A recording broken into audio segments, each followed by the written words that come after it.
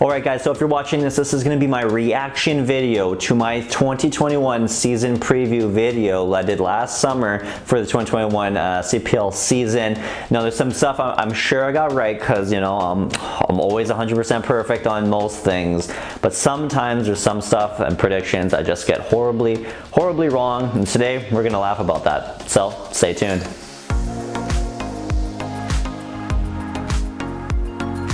Hey guys, it's Curtis here and you're watching my channel, A.F.C. Curtis, your home for all things Canadian Premier League content right here on YouTube. So if you're new here, maybe consider hitting that red subscribe button. Alright, so guys, this is the video where I'm going to go back in time. I'm going to watch my last summer season preview video for last season's CPL season, and I'm just going to give a reaction to my thoughts that I had back then, almost a year ago. So I got my tablet here that I'm going to be watching this stuff on, and yeah. Let's see how badly I got things wrong, okay? Let's get started. A few things I want to describe for you guys this season about how I kind of did my predictions. I did do it on the basis that there's going to be a 28 game season. Obviously there's the 8 games everyone will play in July in Winnipeg in the bubble, but then after that, August through like October there, they should be playing hopefully another 20 games for a full 28 game season.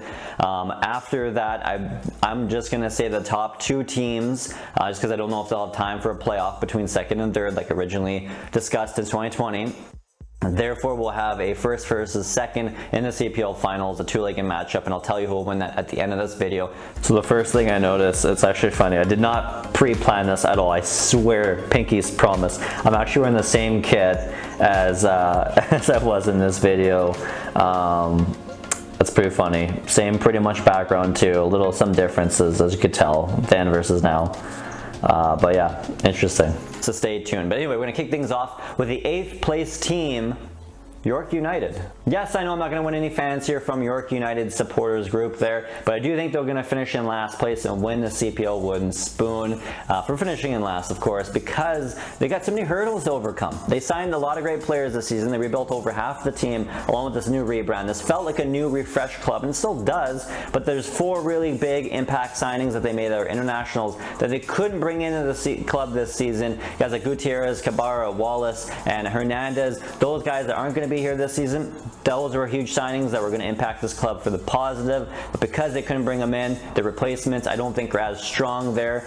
They do still have some good players here. They brought in guys like Zator, Nassau, Giantsopoulos, Verhoeven. I mean, they got some good talent here. Wilson's another good one. Ulbrich, the Julian Ulbrich signing there, the German there, I think will be really good for them up front. They got some good pieces, but a week and a half preseason, and then I think that's going to stumble into some good bad chemistry problems at the start of the season. I just feel like it's going to be a rough year for a young York United team. They're going to finish in last. Boy, was I wrong about York United. I mean, my goodness. What were you thinking 2021, Curtis? But I mean, to be fair, everybody picked York United to finish either 7th or 8th last season.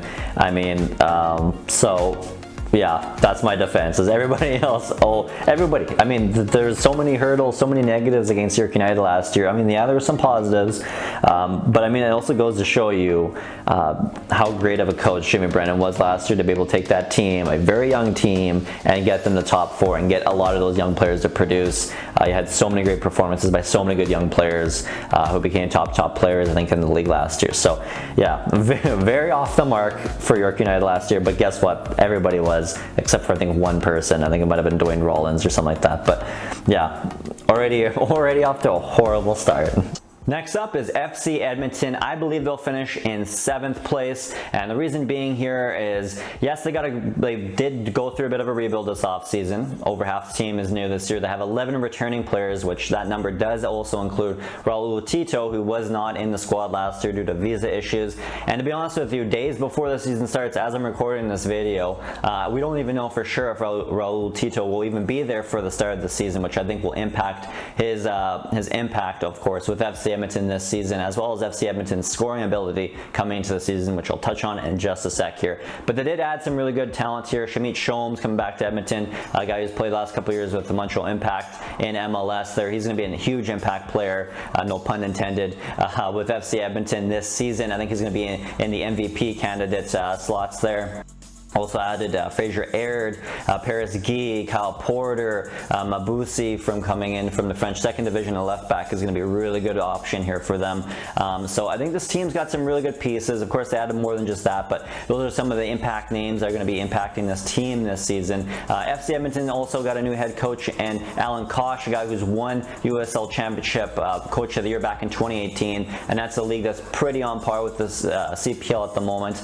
So he's proven he can win at a level at the CPL. Plus, he's the only coach that has MLS experience, so that could really come in handy this year with FC Edmonton. This is going to be a much better team for sure. Another year older. You got Easton Ungaro, which can only mean good things since he is really young, still only I think 23 this season.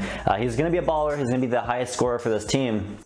But besides him, yes, they got a lot of great creators of offense like Aird and Shamit Shom and Kyle Porter even, but other than that, other than Easton Ungaro, who's going to be their main marksman, who else can you really rely on to be scoring, 5+10 goals, 5-10+ goals, I should say, this season? I mean, other than Easton Ungaro, I'm not too sure who else is really going to be chipping in a lot of goals they can rely on, especially if Ungaro goes down. I'm still a bit worried about that tackle. They got a really solid goalkeeping though, with Connor James, really great back four, and a solid midfield. I still think they're going to have to go through some learning spurts here this season and some growth issues. I think they're going to finish in 7th. Okay, so I'm going to chalk this up as a win for 2021 Curtis. FC Edmonton did, in the end, finish in 7th last year. Very close to finishing last though, but again, they proved me right in some respects that they were going to go through some learning hurdles. They are a team in transition into a rebuild right now. I think Alan Kosh said last season that they weren't really able to bring in, because of the pandemic last winter, weren't really able to bring in all the players that they necessarily wanted for an Alan Kosh run team, and because of that, they had to bring back a lot of those FC Edmonton players from 2020, and it was kind of just an in-between team, a transitional team last year. They definitely had some hurdles. Definitely the one thing I got wrong that I noticed was the Shamit Shom thing. I thought he could be an MVP last season, and I don't think he was last year. I don't think he was at that level last year. I think he's a good player. I think he can be, but again, it could also be from the players around him, maybe not playing to his certain standards. Maybe he just didn't fit in what Kosh wanted last season. Again, there's so many things that could happen. So either way, I'm going to chalk this one up though as a win for Curtis, okay? I mean, there's not going to be very few of them in this video, okay? Okay, on to Ottawa. Coming at number 6 here is Atletico Ottawa. I think this is a better team this year than last year. They had like a 2.5 month preseason, which is like the longest of any club there. So they should have chemistry. They have 9 players returning from last year's roster. 2 of those players, though, were not even on the team last year due to visa issues. We're looking at you, Tevin Shaw and Bernardinho. But other than that, though, they do have some really good players they did sign this season. Some new players, guys like Ryan Telfer, who we know can ball in this league. Brian Wright, who's going to be a good forward, their former first rounder in the MLS Super Draft a few years ago. Drew Becky, Dylan Powley, who I think is deserving of that starting goalkeeping position there in this league. So it's going to be great to see him in net there. Miguel Acosta, who's going to be a great right back for this team as well. I mean, there's so many great players. Jordan Webb is another really good winger forward that they brought in, who is a proven goal scorer at other leagues around the world. So, I mean, this is going to be a much better team. Mista's got a full big preseason and big offseason to build, and they now know the league and what the league's about coming into year 2. This team, literally from the net out, is looking really, really good. They got some depth at center back now with Becky, Kapar, and John there, which is really good 3 options at center back. I think that they have a good back four, but I don't think it's a great back four. I don't think it's among the best. I kind of feel like their back four might be a bit of the weak spot on this team, to be honest with you. Attack is really good, the midfield is really good, and I think goalkeeping is going to be really good, though. This team will be a team that could push for top 4, but I think they'll just miss it in this very tight race by a point or 2, and I think they'll actually finish in 6th. Okay, so nope, I was wrong again. I said in my prediction video last year, preview predictions video, is that Atletico Ottawa would finish in 6th when they actually finished in last place. Now, to be fair, okay guys, is that Atletico Ottawa had a lot of injuries last year. As a really tough year for them. If they had everyone fully healthy for majority of the year, like pretty much everybody else did last season, I think they would have not finished in last. I think Edmonton would have, and then they probably would have finished in 7th, maybe 6th, which maybe would have proved me right, but then I would have got wrong on the FC Edmonton thing. So either way, let's chalk this up as a loss. You know, Pauli, I did mention, deserved the starting job. I thought he did. He did great last year. Costa, I thought, was really good for this team. Atletico Ottawa last year. Telfer, you know, had his good moments there last year. So I got some things right, but overall, I said 6th. They finished in last place. Did not have a great year, mainly because of injuries last year, and it was tough. And now Mista's gone. That's going to be looking like a totally different team this year. So we move on to 5th place. Coming in at number 5 is HFX Wanderers. I'm not, everyone's going to be mad about this, for sure, 100% all the Wanderers fans out there, but just hear me out on why I think they'll finish in 5th. I just felt like they never really added enough high quality caliber talent to this team, like everybody else, either right behind them or even in front of them this offseason. The 2 biggest signings, in my opinion, Maury Donor and Lapere, were 2 players who are coming in to replace guys like Sissoko at center defensive mid who left this offseason, who was top notch last year, and Chris Nassau at right back, which is who Maury Donor is coming in to replace for the Wanderers there. They have a great back four. Yes, Eric Santos is coming in. He's kind of like a new signing for this team here. And they kept the core together. They still have the Golden Boot winner from last year, Akeem Garcia. They still got Joe Morelli there, who's one of the best number 10s in the league. They got some great wingers even, of course, and Corey Bent, Alex Marshall, and Alessandro Riggi. But I still just feel, you know, other teams ahead of them, the next 4 teams I'm going to talk about especially, added a lot more high caliber talent than the Wanderers did. Yes, they did add other players besides the 2 I mentioned. A lot of young players, all the players actually added were young players coming from either NCAA or U Sports to add to their depth. But unless those guys are super great for 28 games this season and are able to replace starters who are going to go down injured, especially when you have like a game every 4 days in the bubble in July that they're going to be playing in the first 8 games, I think they're going to have a bit of a rough start this season, and because of that, I think they're going to lose a lot of points that in the end of the day, even if they pick up and have a great last half of the season, they'll just miss out on that top 4. They're going to finish in 5th. Okay, so I mean, for Halifax, in a way, I mean, I said they'd finish 5th. They didn't. They finished 6th in the league, but they were able to bounce back after a really slow start to the year last year. But I was right, maybe not in the terms of positioning, but I definitely think I was right in terms of I felt like they didn't add enough quality pieces compared to the teams that did finish in the top 4 last year. I mean, you know, that on top of that, Akeem Garcia had just an unbelievably rough, bad luck of a year last year. I don't know if somebody had a curse on him or a voodoo doll of him last season or what, but I mean, honestly, I think he scored 2 goals in all competitions last year, which is crazy considering this guy scored double digits in 2019 and then was a Golden Boot winner with, I think it was 6 goals in 10 games or so, and into 10-11 games there last year, or 2 years ago now in 2020. So, I mean, it was a tough year all in all. I thought Donor played really well. I thought Lapierre did really well for them, replacing Nassau and Sissoko there, respectively, in those guys' positions. But overall, no, they did not have enough depth for a full 20-game season. I think when injuries started to take effect, they had to call upon their bench, and I don't think the players that came off the bench were necessarily the players that would be able to outplay those better players on benches on those top 4 clubs that finished last year. So either way, got that one wrong. They finished 6th. I said 5th, so it's close, but not close enough. Coming in at number 4 here is Valor FC. This club is fantastic. They added pieces onto their core that was already strong enough last season. They almost made top 4 last year, but due to injuries and they just missed out on the last game last year on top 4. This year, I think keeping that core together was crucial. They did that, check mark on that. Adding major international talents and just talents overall, check. They did that this offseason. Guys like Raf Galhardo coming in from the Brazilian First Division, going to be a huge signing for this team. Center back Rodrigo Reyes coming in on loan from the Mexican First Division club, one of the best clubs down there. That's huge. That's going to help out there.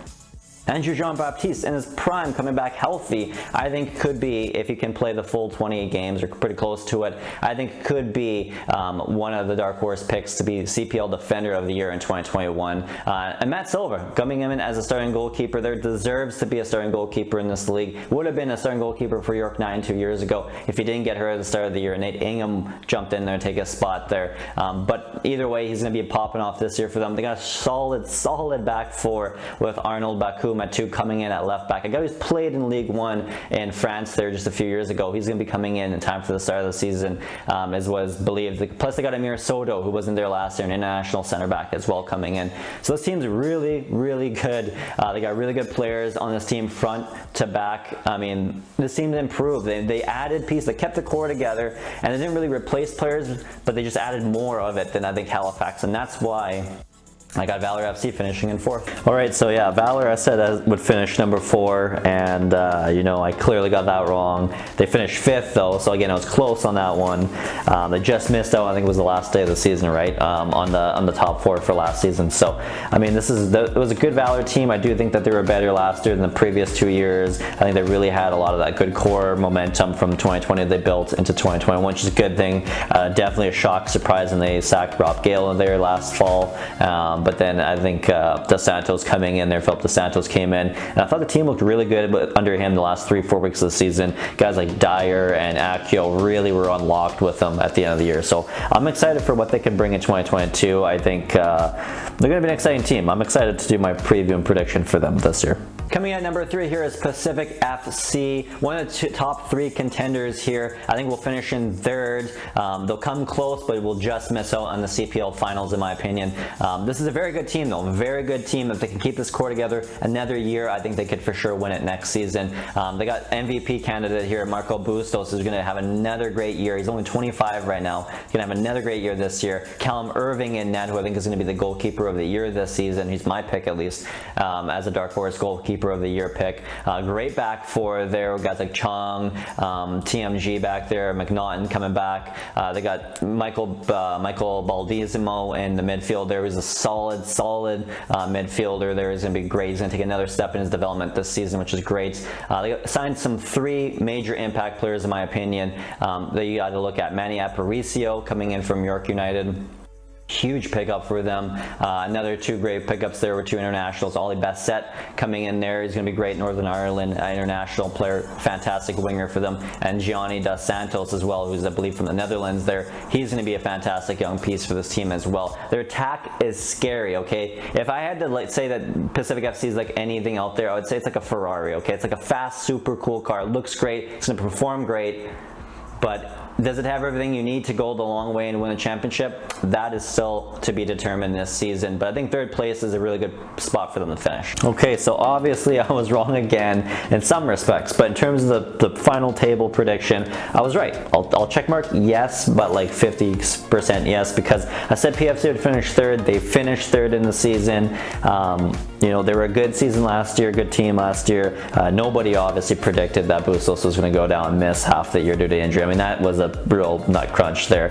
But other than that, they did good. Terran Campbell bounced back. Diaz did great last year. Paul Maduka was a fantastic coach last year that helped get this team to 3rd. And beyond that, you know, Lucas McNaughton had a fantastic career year last year, earned himself a move to the MLS because of that, so good for him.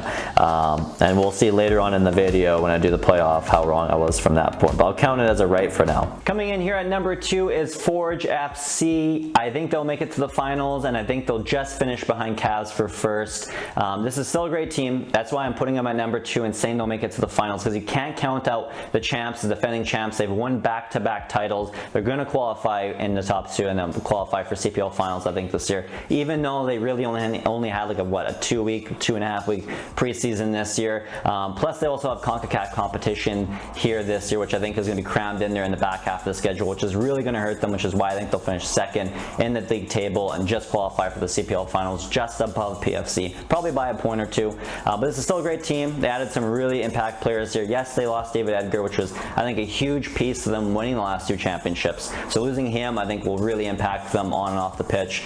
But the players around them developed really well the last little bit. Plus, they've added center back, Canadian veteran center back, Dejan Jakovic to replace him, which is a perfect replacement for David Edgar. Plus, on top of that, they brought back Tristan Borges, the MVP and Player of the Year winner 2 years ago, 2019. He was one of the best players to come out of the CPL, and he's only 23, so he's going to be popping off probably this year. And on top of that, they added Brown, a veteran of the CONCACAF competitions there, Omar Brown, and Joshua Navarro, good young 22-year-old CONCACAF player as well, who's going to be a big impact player for this team moving forward. I mean, this team is still stacked. They brought back, as of the recording, about 15 players from the last year's squad. They're probably going to bring back a little bit more as well. Still have to sign a U21 talent as of the signing or recording of this video. But this is a great team, and I think they're going to finish in second and make it to the CPL finals. And will they win? I'll touch on that in just a sec. All right, so wrong again. Forge finished first in the table last season, the regular season, not second, so I'll give myself a big L for that one. But yeah, they did good. They went to the finals. I think we'll touch on this later in the video about the playoff, but I said that they would finish first or second last year, and they finished first, so I'll give myself an L there, and I'll talk more about them in a sec. And coming in at number 1, topping the table and qualifying as well for the CPL finals against Forge will be their rivals, Cavalry FC out of the city of Calgary. I mean, this team's got 11 returning players, which of course will include, with the asterisk beside it, Jose Escalante, who was on loan last year because he couldn't come into the country due to visa issues, as well as Richard Luca with the same reason, visa issues for last season due to COVID. They're going to be in the lineup this year, plus they've added a wealth of great talent, a lot of great new faces there. Joe Mason coming over from the English 3rd Division is going to be huge up front for them, and if he can't score goals, they'll just put on Anthony Novak from Forge FC, who can score goals, especially in big competitions. He's pretty good at that. They lost Dom Zator. That's okay. We just signed Dan Klomp, who's coming over from, I believe, the Netherlands. There was a great young 22-year-old center back who's pumped to come here and wants to develop and be an MLS player one day, which means he's going to push hard in the CPL to be a magical player here. They still got Mason Trafford. They also went out and signed Karif Ao there, who's a center back on loan from CF Montreal, who's going to be a great addition to this team. I mean, this team is just fantastic. Got so many great pieces. Salamani is coming in as well, who's a guy who's proven to score goals in higher competitions as well. Richard Luca, when he does arrive here, I think he's actually already here, I think is going to be a huge impact player as well on the wings for this team. I'm really excited to see this guy. Sucks we couldn't see him last year, but this year is going to make this team great. This team's going to finish in first because they don't have any Canadian Championship games. They don't have any CONCACAF competitions like Forge, and because of that, and they of course have a history of topping in group stages. They topped both the fall and spring table in 2019, and they topped the first round table in the first stage of last year's competition. So this team's just proven to always finish in first in tables, so they're going to finish in first in this one. I say another L, okay, another loss there for A.F.C. Curtis. I said that Cavs will finish first last year in the regular season. They didn't. They finished second. I think it was close though. Okay, I think it was close between the top 3 at the end of the year there, somewhat, but then Forge had, I guess, some games in hand at the end. But whatever, it doesn't matter now. What matters if Curtis got wrong. If you look at the final 8 from last season versus what I thought my final 8 would be, I got them all wrong except for PFC, which finished 3rd, and FC Edmonton finished 7th. So I got 2 out of 8 right. It's a fail in my book. Something that's what, 25%. So horrible. Now let's see my playoff prediction. Maybe I can bounce back from this horrible score. Alright, and now finally, my last prediction of this video, the CPL finals. Who's going to win the championship? Forge FC or Cavalry FC in the finals in 2021 is my prediction. 2 legs, or even if it's a single leg, I think it's going to go down. It's going to be a tight one. It's probably going to be low scoring, a 2-1 final or something like that. But my pick this year, and winning it, for the first time ever, will be Cavalry FC. I don't think Forge will win it this year because they have the CONCACAF competition in the back half of the season. They built this team, I believe, with some of the big high-profile signings recently to compete in CONCACAF League. They want to win CONCACAF League, or at least push to semifinals and try and qualify for CONCACAF Champions League for next spring. This is a club with big aspirations in Forge. They won back-to-back titles, but I think they'll just fall short of becoming a true dynasty and winning a 3rd straight championship. Cavalry FC, who's just stacked from top to bottom, stacked from goalkeeping out.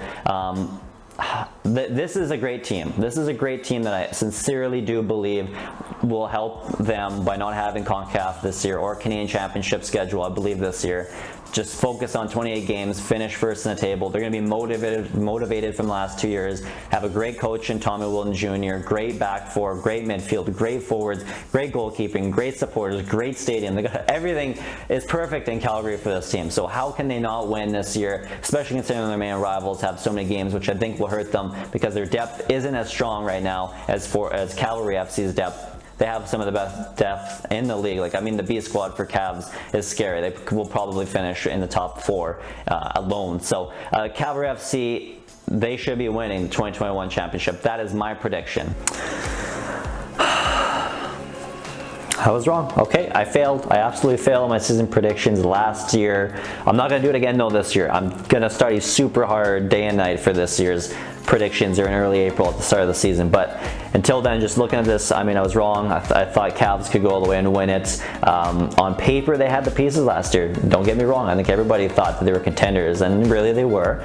But to lose out the PFC, I mean, they lost in extra time. You know, it was a tough goal. They didn't really play to the whistle, and because of that, they lost.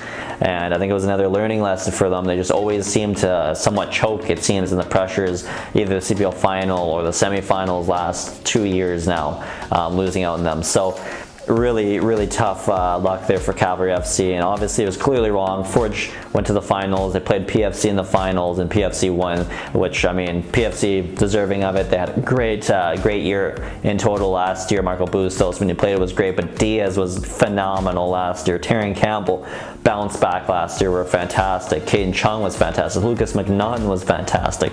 Irving was fantastic. Everybody was fantastic. Matt Aparicio, best set was there, and he was good. I mean, list just goes on and on. I mean, PFC, you know, Coach of the Year, Pamadou Ka there when they won. I mean, 100% I was wrong. I failed last year's season predictions. I'm sorry, guys. I guess I do get some wrong stuff every once in a while, but every once in a while. Okay, this year's gonna be different. I promise you that. Promise you that. But anyways, tough one there. Got bounced for that. All right, guys. So that was my reaction video. Horrible. I did horrible score last year. Absolutely horrible. We'll be better though this year, as I said. If you guys like this video, definitely hit that thumbs up, that like button, and then of course let me know down in the comment section below what do you guys think. How badly did you guys get on your prediction scores for last year? Let me know down in the comment section below. And of course, if you haven't seen content from my channel here, definitely hit that red subscribe button and the bell notification so you can hit and get hit up there every time and notified when I drop a new video just like this about the CPL. Other than that, guys, we'll see you next week.